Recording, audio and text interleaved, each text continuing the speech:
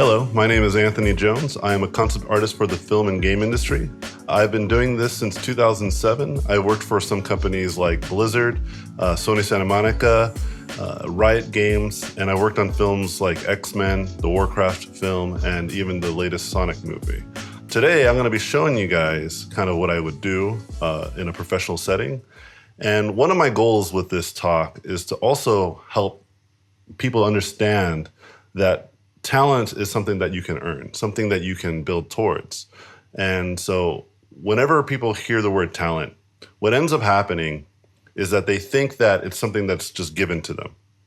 Like it's, hey, I can't do art because, I don't have any creative bone in my body. Or, I was never good at art. I can only draw stick figures. And I like to try to dispel this myth because I actually believe that most people are actually creative by nature, that are actually artists by nature. And what makes me believe this is that when you look at kids at a young age, you actually see that most kids draw at the same level. And they're all usually pretty much doing creative things like singing, dancing, art. In fact, that's what you usually do in the beginning stages of a kid's growth is teach them art. It's only until later, I think, that it's actually, beaten out of us to not think of art as a real path or real career.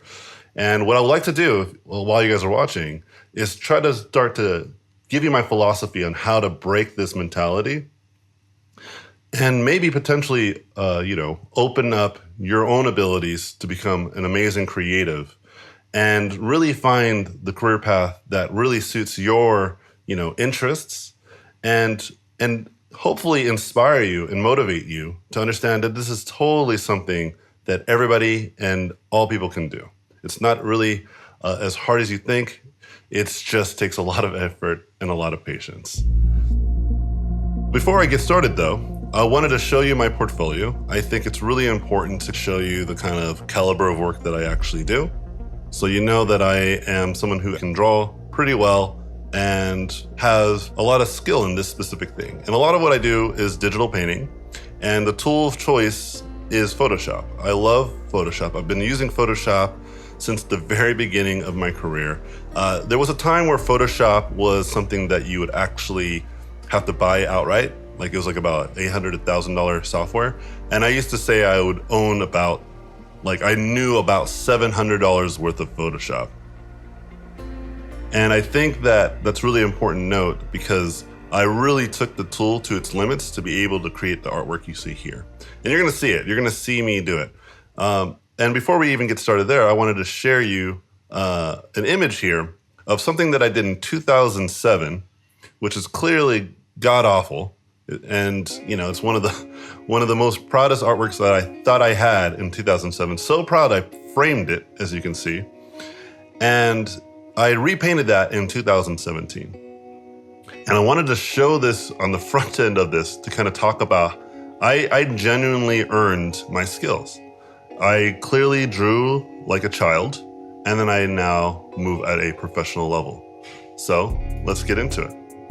I have Photoshop open right now, but I want to kind of preface this demo because I don't have too much time, but you will see even with my limited time, I'm able to kind of execute pretty quickly, that this was many years of practice and training. And as I'm painting, I'm going to kind of talk to you guys about what that means and what that looks like, okay? So when I first actually began to, become an artist, I actually went to school as a programmer. And I tell people this because a lot of times, when we see amazing artists, we think, oh, well, this artist is clearly talented, right? They were born with a skill that none of us have access to. But just like in the beginning of this talk, I mentioned that, no, I think most people, if not all people, have this ability. They have just, for whatever reason, either grown out of it or were told that it's not a real career path, that it's something that you shouldn't even entertain, that really the only jobs that exist is either an engineer, doctor, or lawyer, right? And as many of you guys know, because you guys are watching this, are creatives, right? And you guys know better. But I still find that people that are creative still kind of have doubts and have a lot of, frustration with their own ability. They feel like there's something personally wrong with them. Maybe they're not talented enough, that they'll never achieve their goals as much as they would like to. And if only if they had that extra talent, would they be able to get as good as they need to?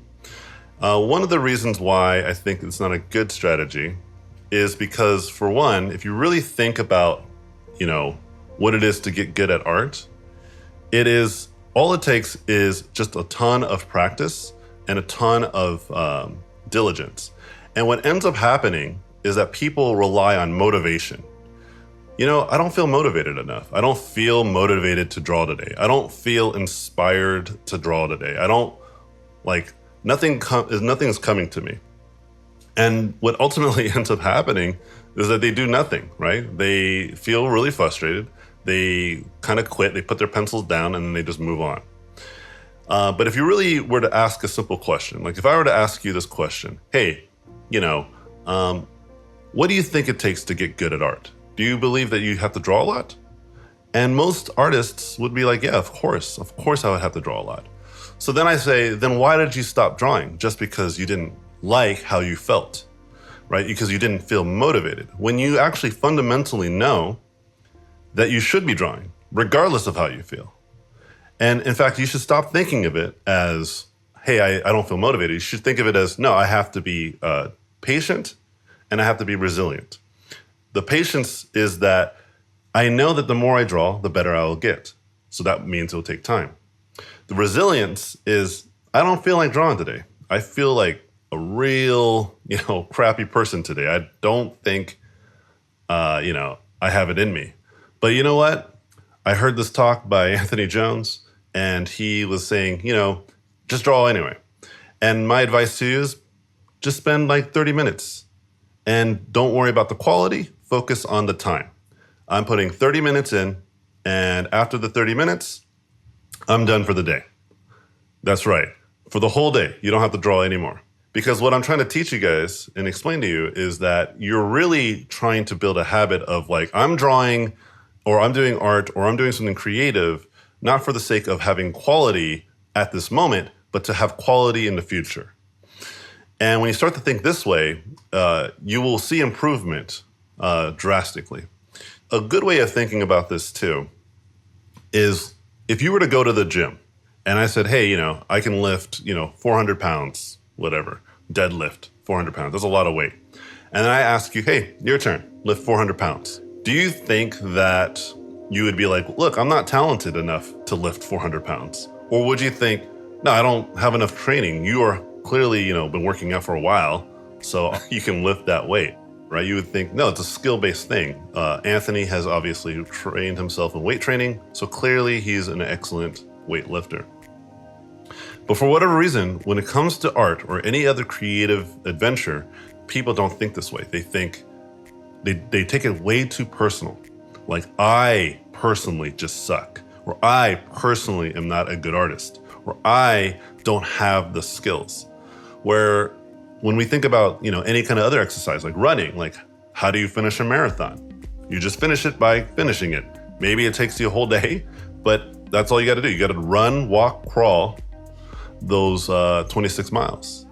And again, people just don't think of art this way. And when I talk to people and mentor people, most of my job is not to teach them how to do art, is to convince them to stop being so hard on themselves. To stop having this perspective of like, I don't have talent. And right now you can see that I already got a pretty, decent drawing that I've done in this, short amount of time. And you might think, well, that's crazy. Like, you clearly have some sort of talent. No, I actually trained to paint quickly. I would have a stopwatch and I would literally time myself, like as if I was doing laps. And that's something that, you would never think. You're just like, no, art is one of those things you just need is all the time in the world. Like, you got to wait for a butterfly to land on your lap, and then you can be motivated and inspired. And you can see right here that I have a timer. I literally time myself, and I would do like 1 hour intervals. I would do 30-minute intervals of painting. And what I would do is, okay, how much of my painting is a success, how much was it a real hassle, and then I would just rinse and repeat and pay attention to what I was really suffering in and improving. I found that my anatomy was really lacking, so I focused a lot of my time on learning human anatomy. I realized my forms weren't clear, so I worked on a lot of forms. I did a lot of still paintings, and I learned what I should learn by doing these timed exercises, because I didn't look at art as a talent. I looked at it as a skill, and as soon as you start to do the same, you start to become less hard on yourself. You're just like, oh, of course I am not good at this art stuff because I haven't really dove into the very specifics, the very nuances on what it takes to become a great artist. For me, I've done this for so many years. Like I said, 2007. So about, nearly 13 years of just hardcore how to paint really good digitally. And there's other things that would get in the way that I had to practice, which was the tools. Now, Photoshop is actually not built to be a painting tool. In fact, Adobe has just released Fresco, which is more for painting. But I've been using Photoshop and learned the ins and outs of Photoshop for so long that I feel like Photoshop is just a powerful tool for painting because of the photo manipulating aspects of it. And what I've done is master my tool to the point where, if you guys are watching the screen right now, you can see that I literally switched my brush to color dodge just using hotkeys. And you might be like, wait, what? You can hotkey color dodge on your brush? And the answer to that is, oh no, it's already default. You just didn't know because you didn't research, you didn't study, you didn't practice. And once you realize, oh wait, all Anthony is getting at is the reason why I'm not accelerating in my creative adventures is that I'm giving up too soon. I'm not really diving deeper and deeper and deeper.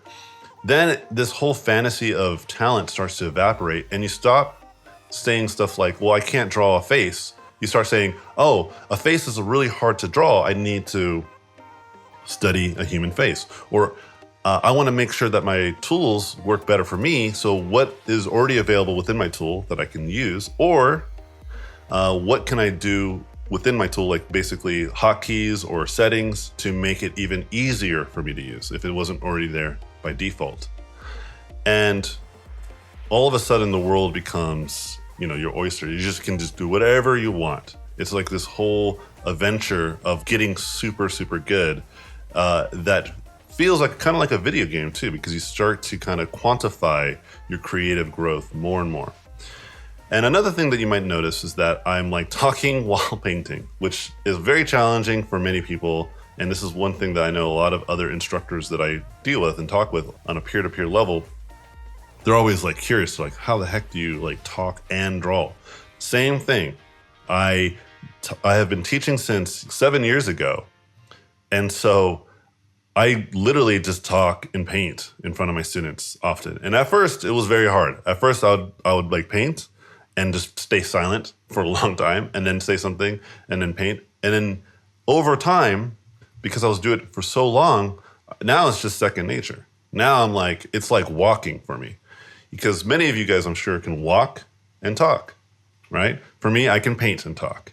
I love to bring this up because I have made this a skill that I'm really, really good at, that I don't necessarily have to think about it as much. In fact, what's usually on the front of my mind is whatever I have to design for the client, or in this case, a demonstration for people who are attending this event, And I can just focus on the topics at hand, just like as if you were walking and talking with your friend, talking about the weather, talking about, how crazy times are in this current state.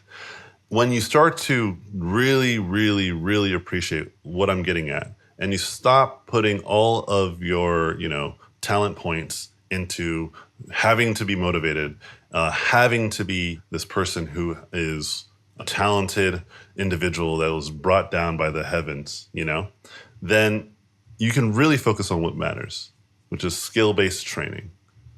All right, but let me show you guys using a diagram. This is kind of where people usually start. They start with you know, I suck at art. Okay. And then after that, they say, you know what I need to do? I need to practice. Because most people know that you should practice, right? I'm not saying anything new to you guys. I think most people understand this. They're not confused by, hey, I'm not good. I got to practice.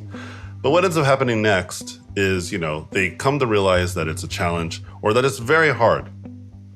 And because it's hard, because it's a challenge, they immediately have a couple things happen. Either they'll start to have insecurities about their abilities. They start to say, why isn't this coming to me easily? Or I don't understand what I'm doing. There's so many things that can happen here.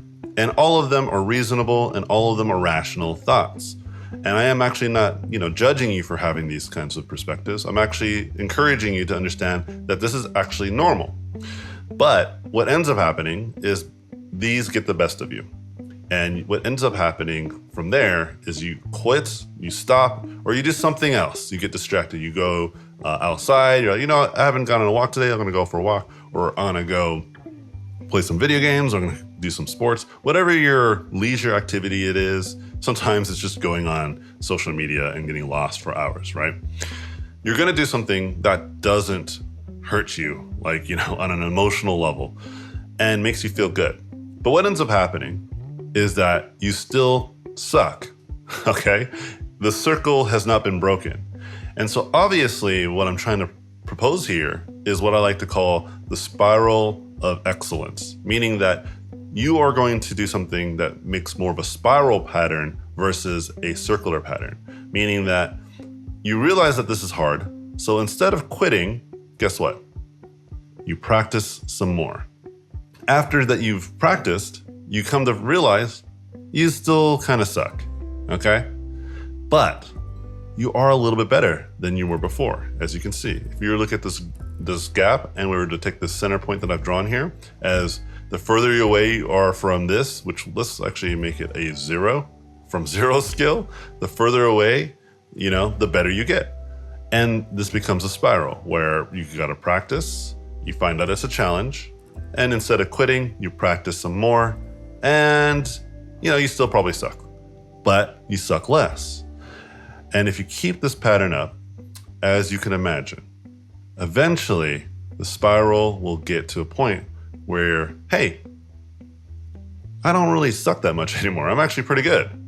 And if you keep this up, it's actually exponential. The spiral gets wider and wider and wider, okay? So let me explain it to you in a different context. Okay, so most of you guys have bills, right?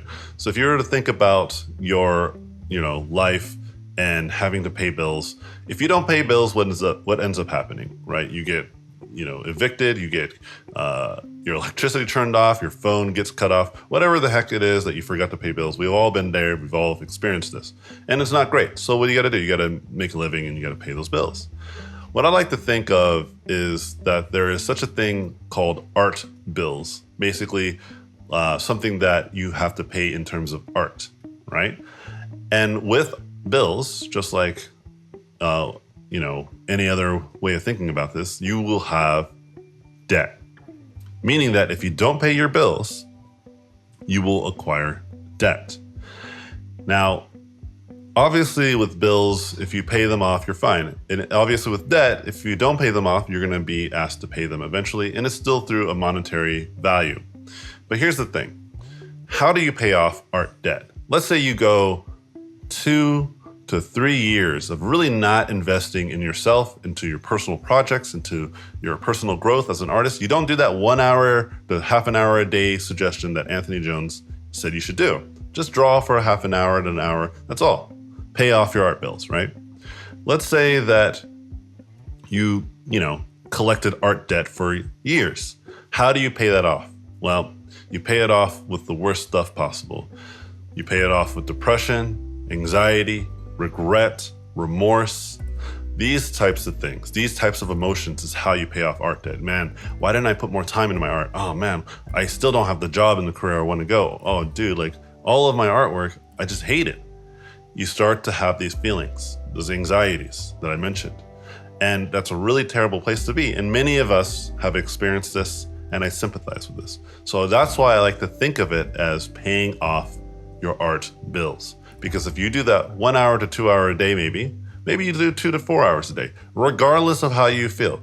You can do 1 hour in the morning, 1 hour before you go to bed. Just have a sketchbook next to you at all times. At least you're investing into something that is going to help you grow. Now, what ends up happening if you pay off your art bills for a long period of time, you start to get what I have gotten. You start to build a reputation for becoming a good artist. You start to have pride in your artwork. You start to get jobs. You start to advance in your career. And ultimately, you learn what I've learned, that talent is earned. You're not born with it. You earn it. And when you start to pay your art bills, you will find such fulfillment that you never thought you could fulfill. And you'll start feeling more and more confident about just practicing, because it's hard. That's part of the deal. And whenever I talk about this with a lot of my students, like I said, most of my time is to comfort my artistic students to not be so hard on themselves. Because when they indirectly create more art debt because they don't put the time in, because they don't like it. They don't want to invest that time. And so I'm going to go back into my painting here. My philosophy on, getting good at art is really just don't put all of your time and effort to try to stay motivated, Be sure to focus all of your time and attention on being patient, being kind to yourself, right? But I think that whenever we watch these popular media and we watch stuff like on social media, like Instagram, and we see all these beautiful people with great lives, and it looks like everybody is doing things effortlessly. If you really think about it, that's just not true. Most of these people are just not sharing the hard parts of their life, right? Most of these people are not sharing the troubles, the struggles, They're just showing, hey, this is where I'm at now. Look at how awesome things are now. But how did they get there?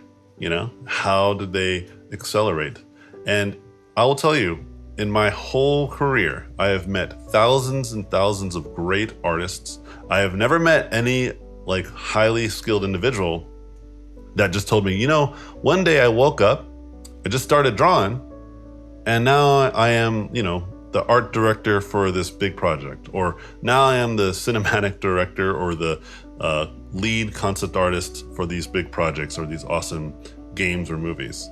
And I will tell you 2 stories. One of a person who had what I believe the least resistance, and one who I believe had the most resistance. And I'll leave you guys with these 2 stories.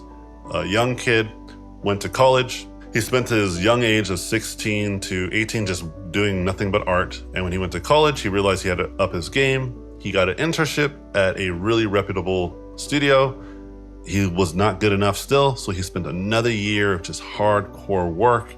And in the next year of that internship, so by the time he was 19, he actually got that job.